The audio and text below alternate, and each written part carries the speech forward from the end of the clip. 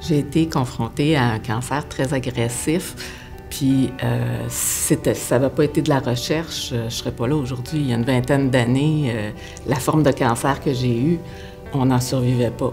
Alors, je me suis sentie pas bien, puis j'avais l'impression que je faisais un infarctus. Mais en faisant les tests, en faisant un scan, ils se sont rendus compte que j'avais un cancer du foie. Je m'imaginais pas qu'à 31 ans, ma vie allait être chamboulée comme ça. Je me disais, une fois que la greffe est terminée, je peux me laver les mains, puis c'est terminé, je vais pouvoir passer à autre chose. Mais finalement, il y avait d'autres épreuves qui m'attendaient à ce moment-là. Puis je pense que c'est ce coup-là que j'ai trouvé le plus difficile. Une des coordonnatrices de l'Axe Cancer qui appelle ici au centre de recherche. En lui racontant mon histoire, ça lui a donné le goût de faire un projet de recherche sur une nouvelle technique de traitement.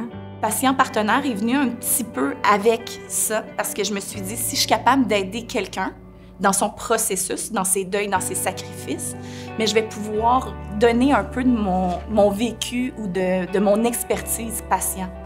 Puis c'est une façon de faire les choses qui amène la perspective de la vie avec la maladie. Je pense que c'est une opportunité de donner. On peut s'imaginer un peu que moi, je mise sur mon avenir puis d'avoir des meilleurs soins dans mon futur.